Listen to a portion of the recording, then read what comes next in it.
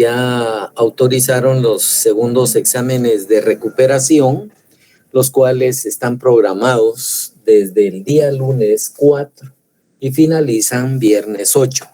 Es uno por día.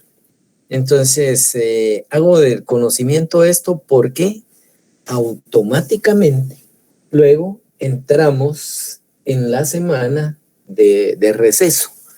Y al regresar, tomen en consideración que ya va a haber cargado, es más, pues ya van a estar los links para efectos de los segundos exámenes parciales, los cuales van a iniciar el día 18 y finalizan a más tardar 29 de abril.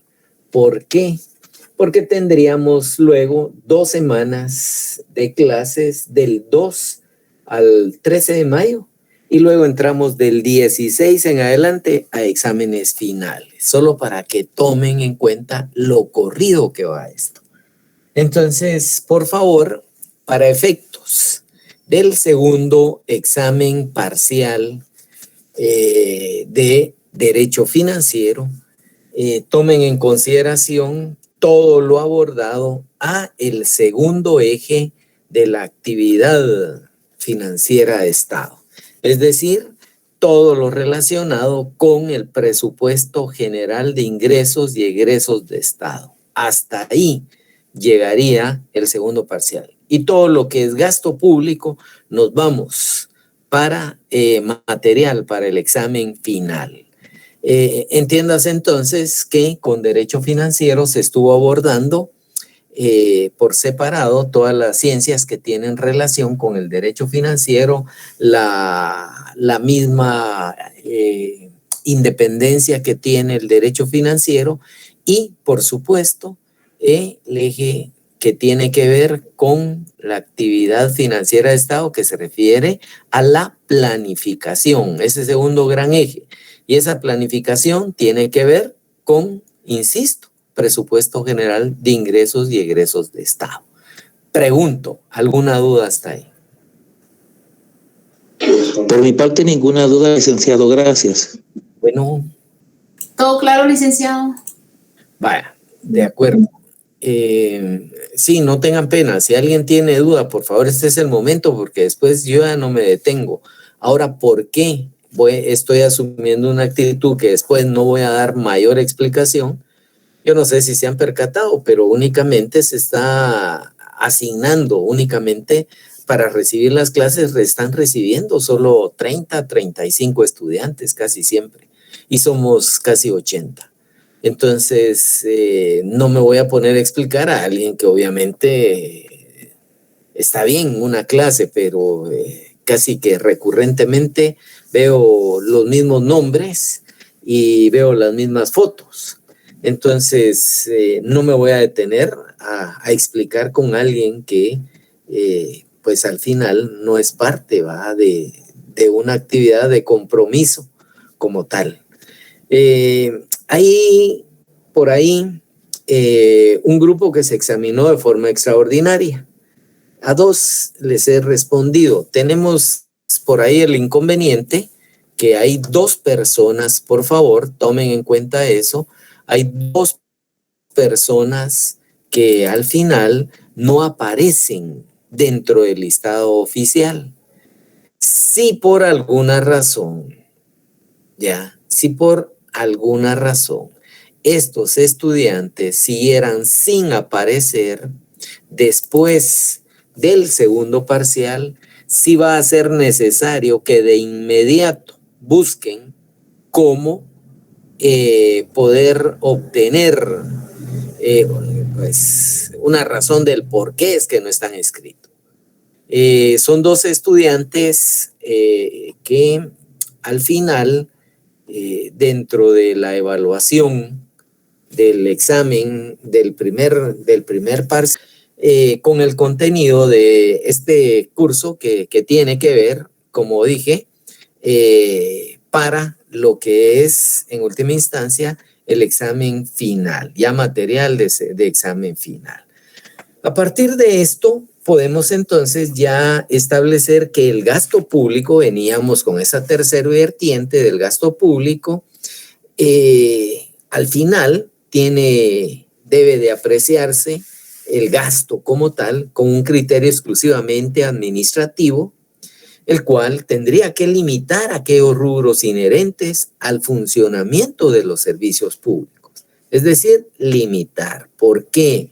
Porque la mayoría de presupuestos ya traen en función lo que es la asignación, óigase bien, la asignación para rubros de funcionamiento. Y en su mayoría viene estructurado un presupuesto e inclusive las asignaciones que por mandato de ley, como IVAPAS, como combustibles, por mencionarles dos tributos que se distribuyen en las 340 municipalidades y que llevan un porcentaje tanto para administración, ¿ya?, que quiere decir funcionamiento, como para inversión como tal. La inversión en el presupuesto general de ingresos y egresos de Estado, dentro de las asignaciones como tal, deben de tener especial cuidado. La ley, la misma Constitución, dentro de los aspectos de reclasificación, prohíbe enviar totalmente recursos, óigase bien, de inversión a funcionamiento. Esta es una de las situaciones que ha generado la mayor parte de hallazgos, la mayor cantidad de ajustes, y hoy en día hay que tener especial cuidado. Esa asignación de muchas veces 90% de inversión, 10% de funcionamiento en la asignación presupuestaria, más IVAPAS, que tiene que ver con la redistribución de ese porcentaje establecido dentro de la ley del IVA, ¿ya? Deben de tomar en consideración que hay un porcentaje que va estrictamente a funcionamiento y otro a inversión. Se manejan porcentajes ya distintos. Hay impuestos como el de distribución de combustibles que debe llevar un 25% para funcionamiento y un 75% de inversión. Es decir, cada uno de los montos asignados por rubros específicos dentro de un presupuesto conllevan un reparto atendiendo a la ley. Ejemplo, en el caso del IVAPAS debe de llevarse, hay hasta un 70% de inversión social y un 30% de funcionamiento. Pero también hay impuesto, por ejemplo, hay impuestos o hay ingresos, ya, porque pueden existir impuestos, y hay ingresos que también, en este caso, ejemplo, el boleto de ornato. El boleto de ornato lleva una distribución. El YUSI lleva una distribución para efectos de lo que es funcionamiento y lo que es inversión. Pero en el caso de los fondos propios, todos van destinados a cómo el ente recaudador de esos fondos propios, de esas tasas, ¿ya?, puedan venir y destinarlo como ellos quieran. Pueden destinarlo en su totalidad a un funcionamiento, pero también podrían en algún momento destinarlo a cierto monto a inversión y otro a funcionamiento. Ya dependerá de la estructura que se presente año con año. Se menciona esto porque el Estado, como instrumento prácticamente fundamental dentro de la sociedad, desde el punto de vista de una actividad socioeconómica, dentro de esa actividad que pretende proyectarse a una colectividad, entonces el Estado debe de tener especial cuidado en que sus gastos públicos, es decir, esas erogaciones dinerarias, las realice siempre en virtud de ley. ¿Para qué? Para cumplir con sus fines. ¿Ya? Hay que tomar en consideración que para poder cumplir con estos fines, para la satisfacción de las necesidades públicas, el Estado debe de valorar la decisión de proyectar su gasto público. Y esa proyección, esa valoración para poderla proyectar debe de estar basada en dos aspectos fundamentales. Uno, las necesidades de una colectividad, ¿ya?, que básicamente son aquellas que se consideran públicas, aquella variable ligada a la concepción sobre el papel que pueda jugar el Estado. Entiéndase, una valoración de la necesidad de una colectividad depende de qué órgano estemos hablando. Ejemplo, un poder local, me refiero a un municipio.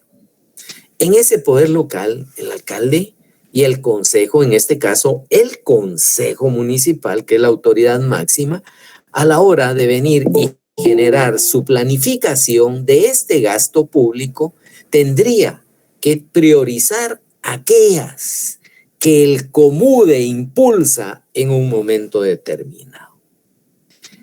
Ojo, lo estoy hablando técnicamente. Ya lo que suceda, que acarreo, que manoseo en CODEDES para conformar COMUDE, ya ese es otro escenario. Aquí lo estamos abordando técnicamente.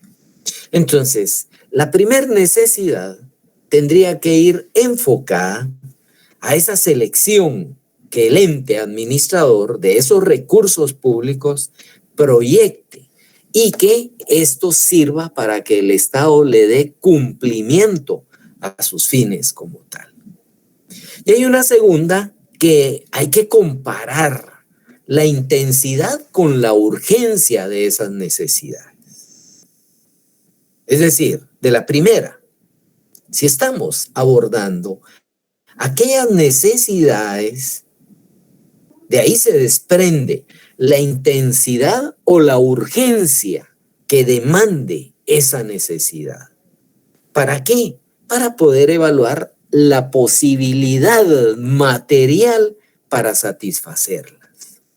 Entonces, esas dos valoraciones que al final el Estado, a través de sus órganos y sus entidades que tienen poder de ejecución de gasto público, deben de considerar para efectos de iniciar con la planificación de este gasto público.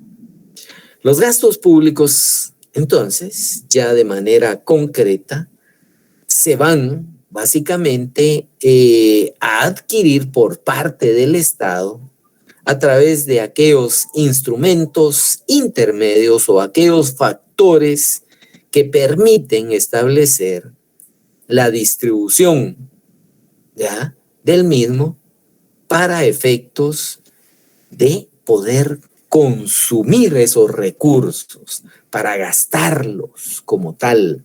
Y desde ahí, que dentro de este proceso mencioné que el gasto público debe de apreciarse bajo características esenciales básicas. La primera, mencioné que era, y digo mencioné porque solo las dejé señaladas, era la erogación dineraria. Esa es la primera característica del gasto público. Y esto consiste en que el gasto público, ¿verdad?, es el empleo de los bienes valuables económicamente, pecuniariamente, si quieren, ¿verdad?, que en la época actual de una economía monetaria se van a identificar con dinero. Todo gasto, entonces, debe de manifestarse con un desembolso económico. Y ya habíamos mencionado en algún momento que la ley monetaria, ese decreto 17/2002, en su artículo 6 establece ya que todo lo que se utilice como medio de cuenta y pago debe de ser en moneda de curso legal. Y el artículo 1 dejó establecido que la moneda de curso legal era el quetzal. Entonces, esas erogaciones deben de ser en dinero y para el efecto deben de ser quetzales como tal. Esa es la primer característica para efectos de la erogación del gasto público, es decir, para efectos de pagar ese gasto público. Hay una segunda característica que es efectuada por el Estado. Aquí lo que comprende es una sumatoria, óigase bien, ¿verdad?, de todo aquello que sale del tesoro público,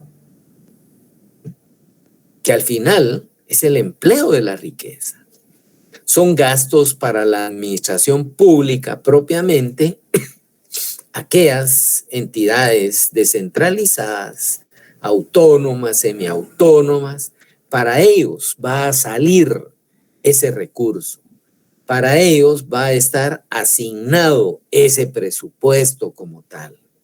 Y precisamente ese dinero va a incidir sobre las finanzas del Estado. Y deben de ser solventadas por medio de aquella recurrencia de los ingresos, ¿verdad?, que el Estado va a tener. Entonces, el gasto público efectuadas por el Estado comprende entonces esa suma que sale del tesoro público. En pocas palabras, es el empleo de esa riqueza del Estado para la satisfacción del gasto público a través de la administración, ya sea organismos de Estado, descentralizada, estatal, siempre esas erogaciones, ¿verdad?, tienen que incidir en las finanzas del Estado. Bueno, si hay alguna duda, por favor, creo que me pueden ir deteniendo. Hay una tercera característica que es que en virtud de la ley, el Estado, principalmente, sobre el principio de legalidad, ahorita le voy a dar la palabra al licenciado Eric, el Estado, bajo ese principio de legalidad, ya, podemos decir que el gasto público va a ser legítimo si aparece fundamentado en ley. En caso contrario, sería un gasto ilegítimo. A ver, licenciado Eric, cuénteme.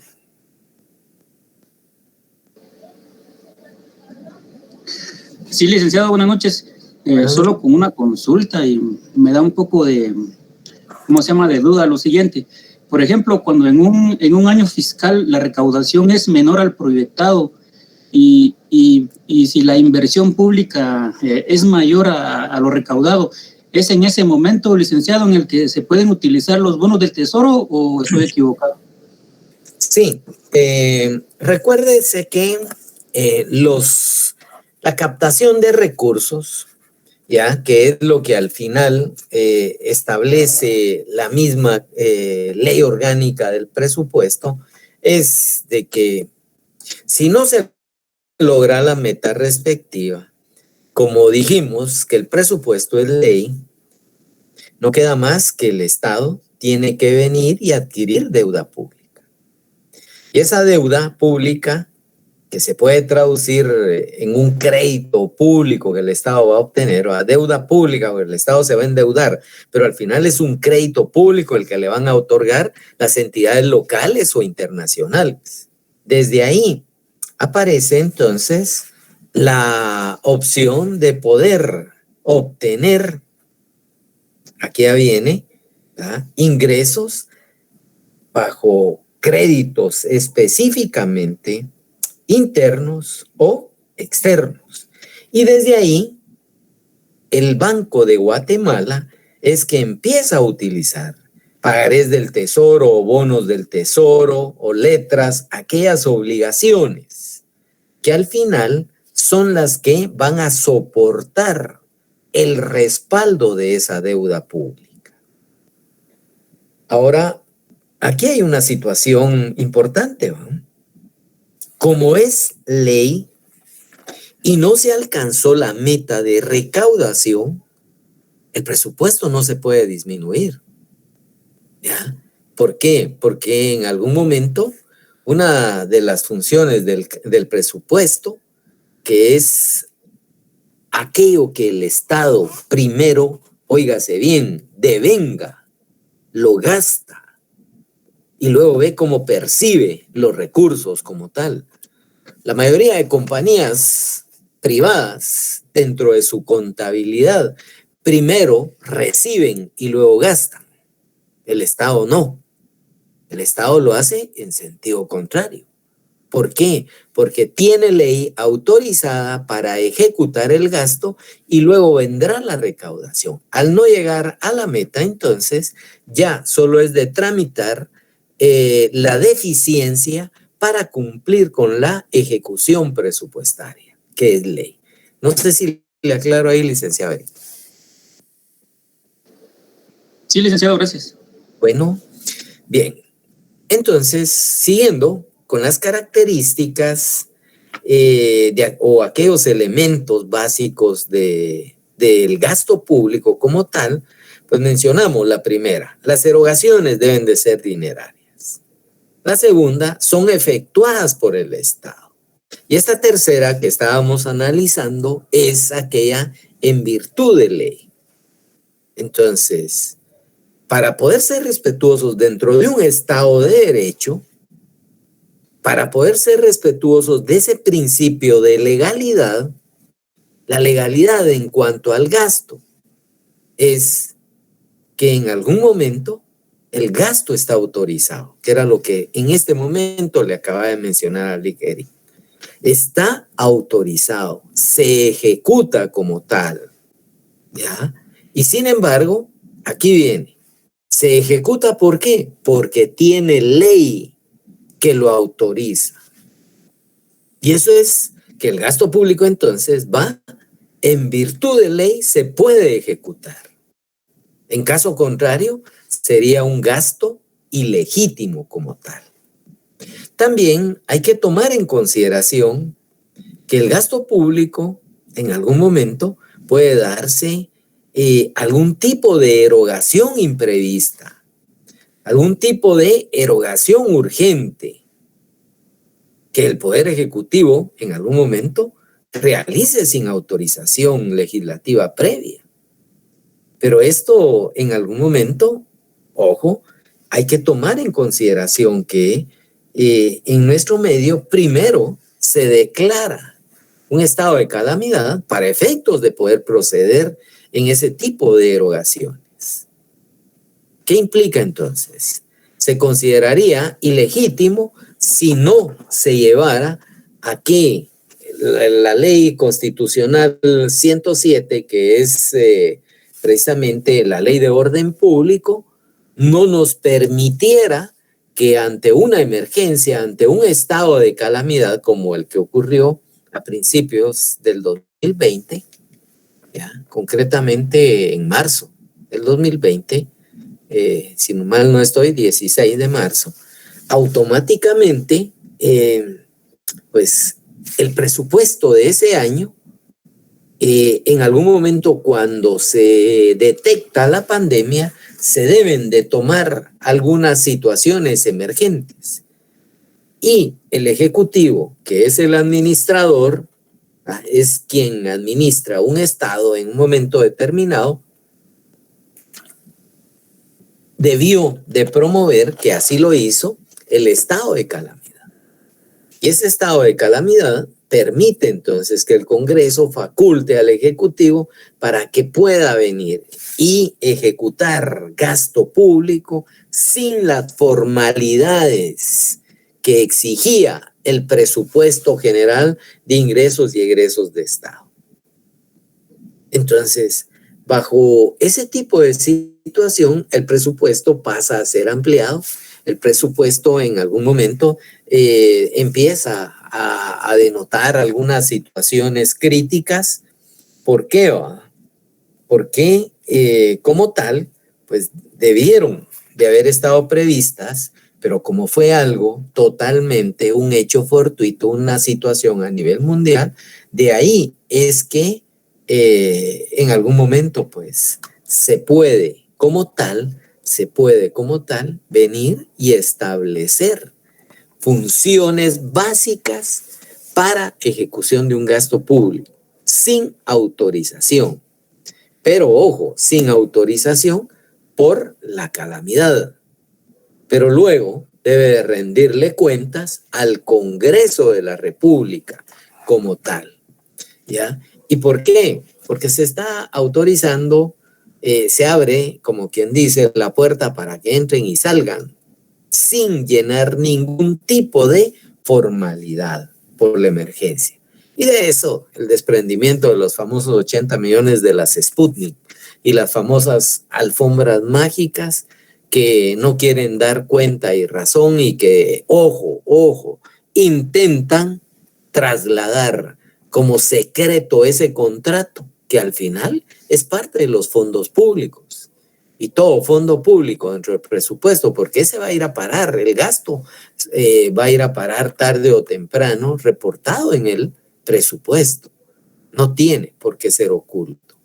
¿Ya? Como no tendría que ser oculto, las 5 compañías, incluyendo una disque nacional denominada Maya Níquel, que ha servido para que esas famosas alfombras mágicas que han mencionado a diestra y siniestra sirvieran para que en algún momento se decretaran estados de sitio en áreas como Izabal, como Cobán, para poder callar a los hermanos de esas comunidades y que siguiera la explotación del níquel cuando estaba y está totalmente prohibida por la Corte de Constitucionalidad. Bueno, ese tipo de situación entonces nos lleva a que todo gasto tiene que estar fundamentado en ley. Esa tercera característica o ese tercer elemento del gasto en virtud de ley. Pero ojo, tiene su excepción a la norma. Y esa excepción es por estado de calamidad. Bueno, y ahí una cuarta característica o un cuarto elemento, como ustedes le quieran llamar, y es que para cumplir con sus fines, el gasto para la satisfacción de las necesidades públicas debe ser congruente con un interés público. ¿Cómo podemos ver esto? Este tercer elemento, que para poder cumplir con sus fines, el gasto público debe de llenar la satisfacción, o sea, debe de satisfacer o debe de llenar las necesidades públicas como tal. Y aquí hay que tomar en consideración, entonces, que el Estado como tal debe de trasladar la asignación de aquellos recursos que en buena parte respondan a las necesidades públicas. Y la necesidad pública, entonces, es, en otras palabras, la base fundamental del gasto público para que un presupuesto lo considere legítimo como tal. ¿Cómo así va? Diría alguien ahí. El gasto público, entonces, ese cumplimiento de los fines, para que el Estado entonces pueda cumplir esas necesidades públicas y para que el gasto tenga legitimidad, si quieren verlo así, me refiero al gasto público, debe de satisfacer las necesidades públicas. 1. Y 2, debe de existir en el presupuesto como tal. Esas harían a ser las 4 características básicas del gasto público. Ahora bien, dentro del gasto público puede existir un aumento progresivo. Y ese aumento de los gastos, primero hay que tomar en consideración que muchas veces es lento y luego se acelera. ¿Ya? Hay épocas en que el gasto era muy poco ejecutado, pero luego pasa a acelerarse es un hecho que al final nos lleva a que mundialmente hay varias características que determinan ese aumento progresivo del gasto.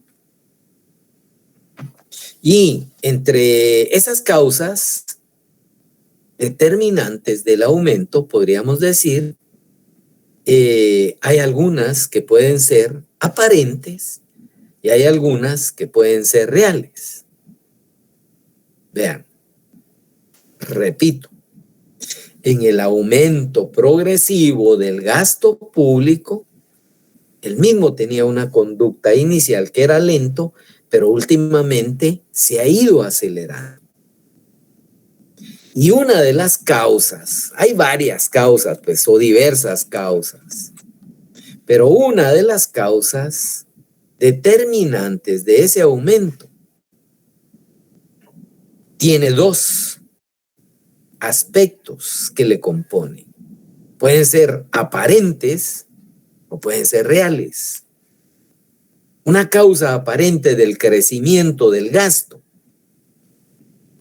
podría ser la variación del valor de la moneda, por ejemplo.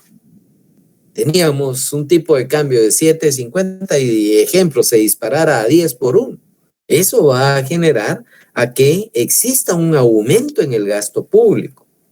Pero esa es una causa aparente. Entonces, ¿por qué va? Porque al final, pues, el impacto que en algún momento se pudiera dar, sencillamente depende de la depreciación de la moneda. Ahora bien, en el caso de un aspecto real, hay que tomar en consideración que el efecto real es cuando dentro de las economías, principalmente como la nuestra, que dependen de una serie de productos importados internacionalmente, ¿qué se está dando ahorita entre la guerra entre Rusia y Ucrania? ¿Qué se manifiesta entre Rusia y Ucrania en este momento? Existe una manifestación, obviamente, de la no explotación de producción de petróleo y el consumo empezó a elevarse y por lo tanto, ¿ya?, a menor producción y mayor consumo, mayor precio. La famosa regla inversa de la oferta y la demanda. ¿Y por qué? Hay escasez de producto, el precio se vuelve caro. Hay consumo y no hay producto. Obviamente el que quiere consumir paga más. Hay abundancia de producto. En algún momento el precio cae como tal. Entonces, ante ese evento, este aumento progresivo del gasto se puede manifestar por esas dos causas determinantes, la aparente y la real. La aparente, porque en algún momento decidieron manosear la moneda. Y en lugar de un 7.50 por 1 para comprar dólares y poder acceder al producto, sencillamente se está pagando 10 por $1, 10 quetzales por $1. Estoy hablando de un caso hipotético, por favor. Entonces, ahí hay algo aparente. Pero real, antes resulta ser de que el galón de combustible, hablemos nosotros en galón, que nuestra unidad de medida andaba en el orden de los $2.30. Y ante la escasez, ejemplo, se tienen que pagar $3.50, por ejemplo, ¿ya? O $4 por galón. Entonces, ahí estamos ante un hecho real como tal. Otro de los elementos que en algún momento hay que distinguir entre el crecimiento absoluto y el relativo, ¿ya? Ojo, así como hay causas determinantes que pueden ser aparentes y reales, Hay causas absolutas y relativas del gasto. ¿Y cómo podemos interpretar este otro tipo de aumento progresivo? Hay en algún momento gastos militares. Sin hablar de las guerras, el equipamiento de los ejércitos modernos exige una inversión de sumas extraordinarias. Les en cuenta que no sé cuánto se ha pagado por un barco, no sé cuánto se pagó por un par de aviones, no sé cuánto se pagó por un uso de unas antenas satelitales para efectos de control supuestamente de narcotráfico, ¿ya? Y desde ahí, pues, hay un gasto militar que sin haber guerra se está inyectando buena cantidad de recursos. Ese tipo de gasto como tal, yo lo clasificaría nuevamente como aquel tipo de gasto en donde lo relativo al funcionamiento de una institución nos lleva a una mayor erogación. Ahí hay un aumento en el gasto progresivo. Y por el otro lado, hay una expansión de una actividad del Estado. Un aumento, por ejemplo, de más entidades de Estado, de oficinas de Estado, de presencia en aquellos municipios en donde no existía presencia de Estado. Y esto nos lleva a una expansión de esa actividad de Estado en sus actividades funcionales como Estado. Y desde ahí realmente se va a dar, o de una manera absoluta, se tiene que dar el gasto como tal, ¿ya? Y ese gasto dentro de la expansión nos lleva a que la necesidad de crear más servicios administrativos o la expansión en algún momento de un grado de urbanización misma del Estado, nuevas actividades de servicios públicos. Hay temas que nos llevan entonces a un aumento en los costos, a un aumento, a una situación progresiva del gasto público.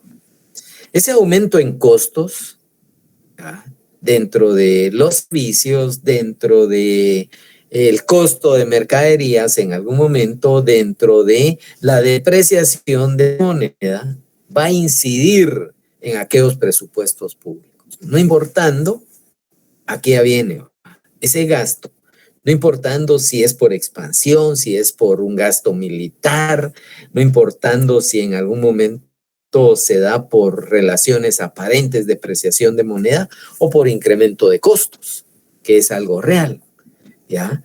Esto nos lleva básicamente a que se dé el famoso crecimiento, ¿ya? Como tal.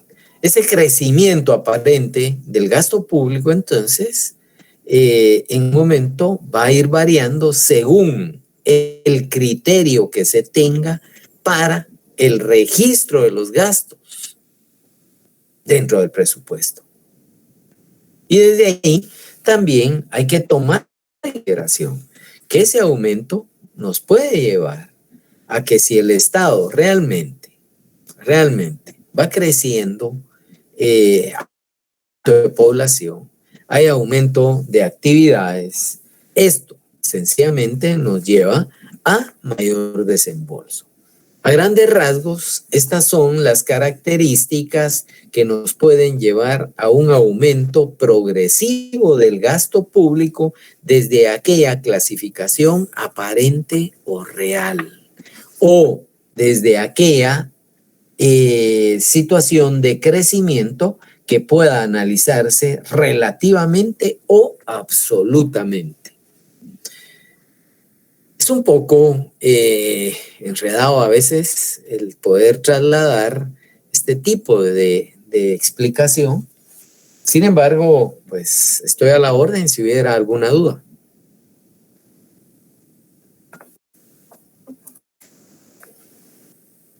De mi parte está claro.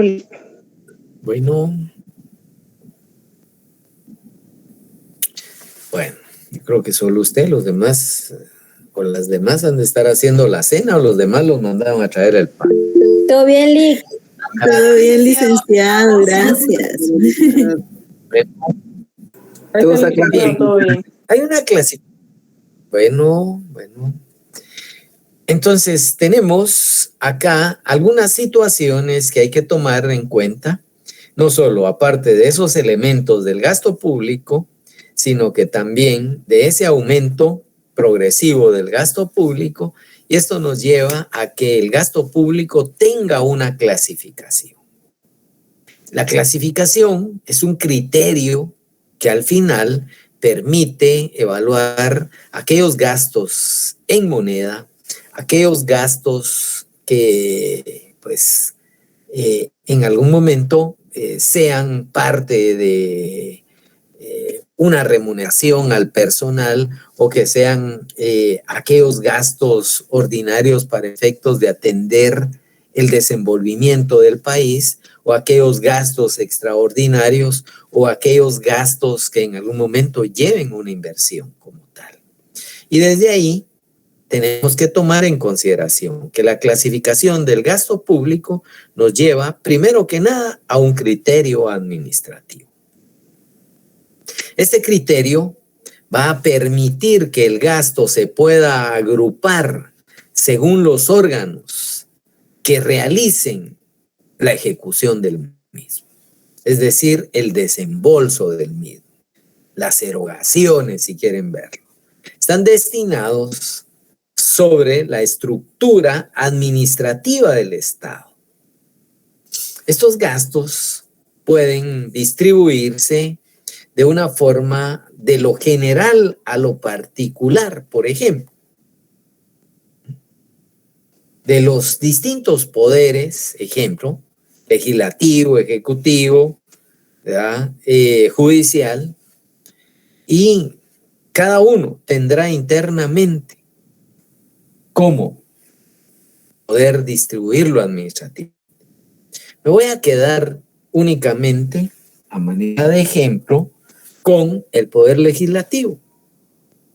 Ese poder legislativo, que al final está encaminado por la Presidencia de la República, por los ministerios, que son entidades que al final tienen un carácter descentralizado administrativo, cada ministerio, ¿ya? Y luego, pues estos en algún momento van a desarrollar una serie de actividades, van a obtener deuda pública, van a obtener obligaciones, ¿ya?, para efectos del desembolso, precisamente, de sus distintos rubros, de una manera analítica. Estas son las principales erogaciones en el monto que el presupuesto haya pactado o haya fijado, ¿ya? Y la ventaja de este tipo de clasificación es que permite en algún momento poder comparar la evolución de los distintos sectores de la administración. Imagínense, toman ustedes de base 5 ministerios y empiezan desde salarios, desde combustible, desde renta, y pueden analizar qué ministerio ejecuta más y dar una razón de cuál es la causa o cuál es el porqué de una mayor ejecución entre uno y otro. Y desde ahí se puede tener una idea general de cómo influye cada uno de esos gastos en la economía nacional en conjunto. Cualquier economista llega y sencillamente toma la ejecución de, pensemos así, del Ministerio de Educación, del Ministerio de Salud, del Ministerio de Finanzas, y en nuestro país es muy dado a que quieran fiscalizar lo que está haciendo el ejército, pues desde el ministerio, en este caso, desde la misma institución como tal, Ministerio de la Defensa sería este caso, pero empiezan a equiparar. ¿Qué hay inversión? ¿Qué hay en funcionamiento? Y luego empiezan, como que fuera grada por grada, a ver cada uno de los distintos desembolsos y compararlos entre uno y otro ministerio. Y luego empiezan a evaluar que en algunos hay más burocracia que en otros, que en algunos hay más despilfarro, ¿ya?, de los recursos económicos del Estado que en otros. ¿Por qué?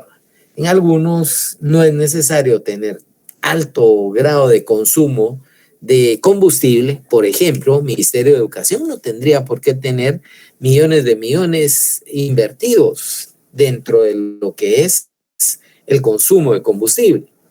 Mientras que el Ministerio de la Defensa o un Ministerio de Salud podría tenerlo. Y entonces se empieza a analizar de forma particular cada uno.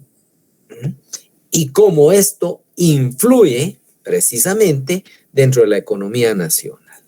Ese es el criterio administrativo dentro de la clasificación del gasto público.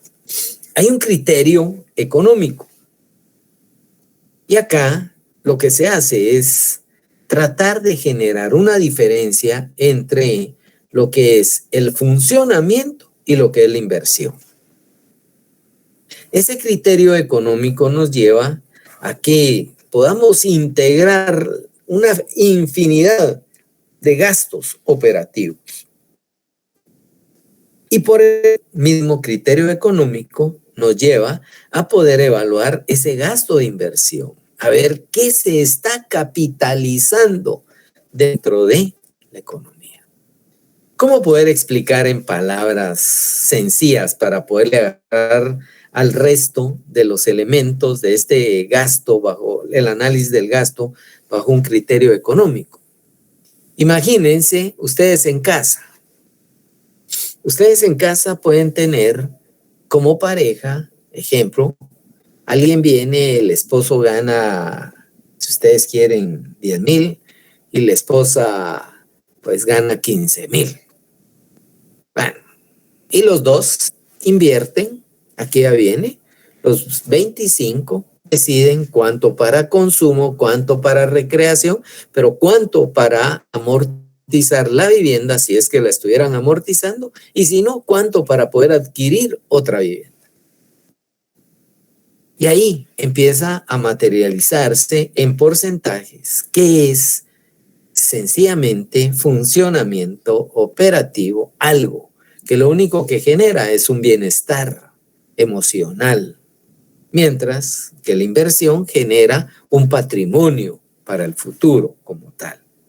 Hoy en día el futuro, todos dicen que es incierto, pero si no mantenemos la fe en el futuro, vamos lejos, ya no vamos a poder producir y vamos a pasar algunos apuros como tal.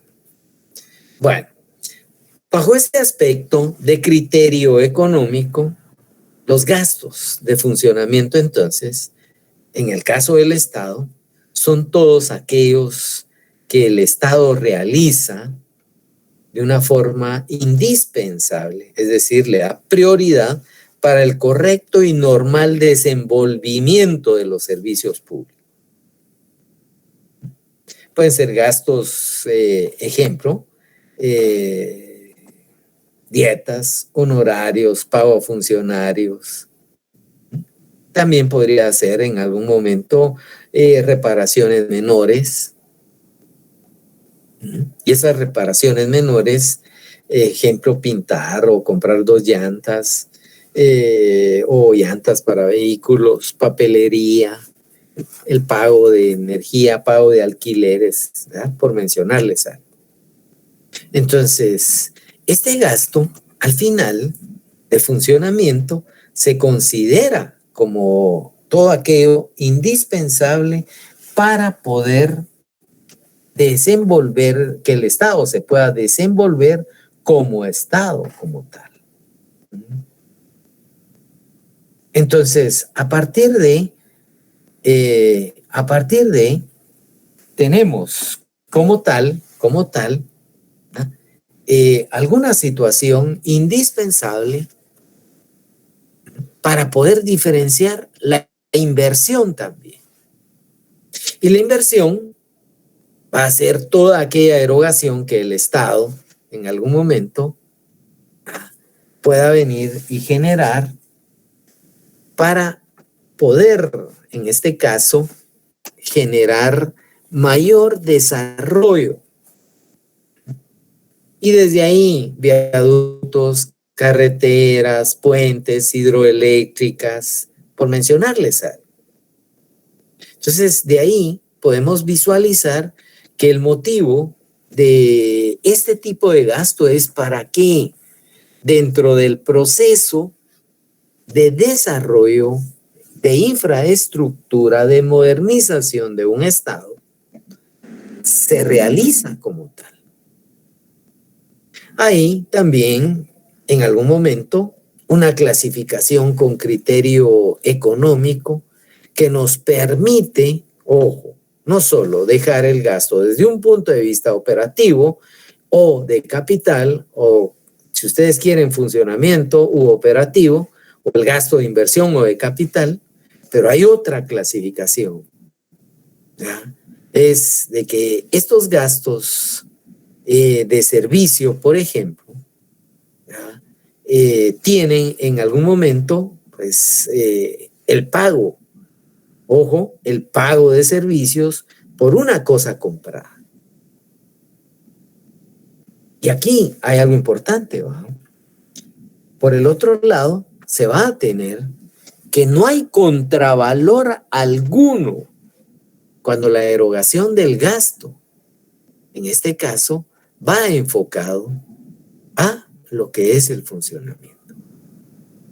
Así se toma muchas veces desde una clasificación de ese criterio económico como tal.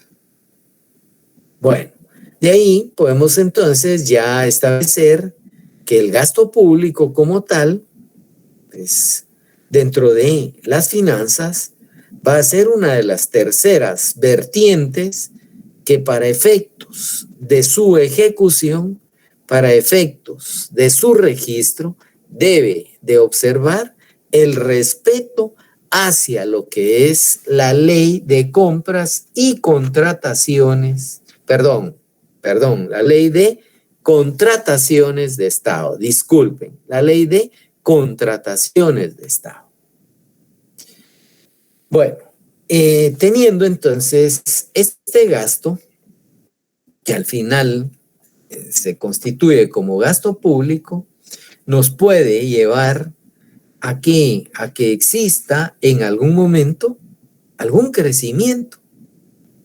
Y ese crecimiento nos puede permitir en algún momento, pues, que si no hay recursos suficientes, se pueda venir y adquirir no solo la materialización del gasto desde el punto de vista de los recursos ordinarios o extraordinarios, o bien de aquellos recursos que nos permitan recaudar, que serían los originarios, y aquellos que se deriven de dichos recursos, o bien a través del endeudamiento público como tal. Bueno, así se da la evolución del gasto público para el cumplimiento de los fines como tal. Me detengo en este momento y pregunto, cada vez se salen más y se salen más de la reunión, pero bueno, me detengo y pregunto, ¿alguna duda hasta acá? Buenas noches, licenciado. Disculpe, ¿sería tan amable de poderme apoyar con volverme a explicar lo del criterio económico? Es que no me queda tan claro.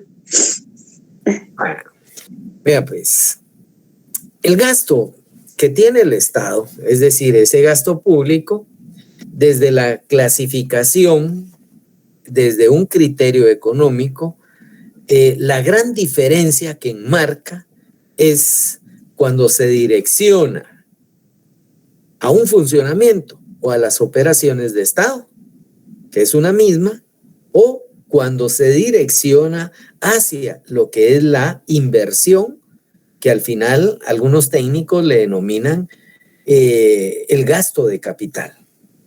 Esta clasificación a lo que nos lleva es de que si en algún momento estamos con un gasto público visto desde el punto de vista de criterio económico, el Estado, a través de sus distintas instituciones, está generando el desembolso pecuniario para adquirir aquellos bienes de consumo o para poder pagar algunos bienes o algunos servicios que pueda adquirir. Ejemplo, en algún momento la papelería, es decir, papel, tintas, impresoras, lapiceros, etcétera, etcétera, todo lo que es artículos de oficina, o la energía eléctrica, o los celulares, el pago de cuotas de celulares, o el combustible, el pago de sueldos, dietas a funcionarios o empleados como tal, pasan a tener a devengar, óigase bien, ¿verdad?, ciertas cantidades de dinero para efectos de el funcionamiento del Estado o para que el Estado pueda operar como tal. De ahí podemos decir entonces que ese criterio de funcionamiento permite a que el Estado como tal pueda subsistir, pueda proyectarse, pueda prestar sus servicios con el personal y el funcionamiento. Y por el otro lado está la otra división del criterio económico, que es con aquellos gastos de inversión o de capital.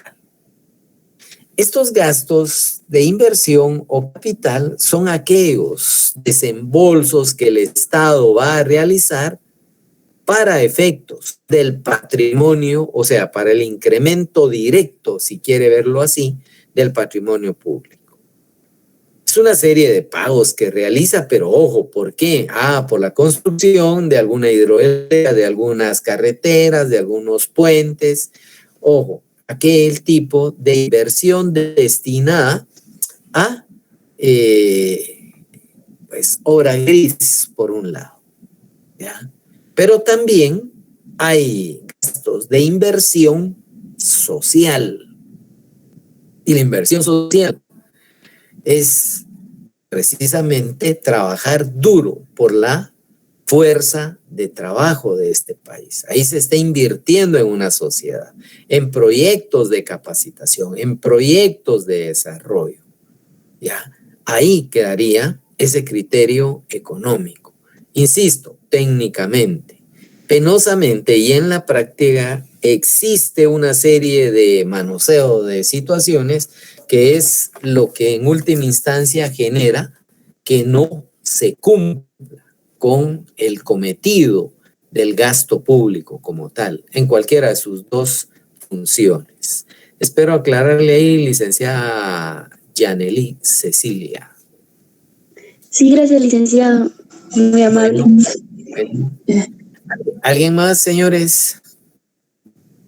Bueno,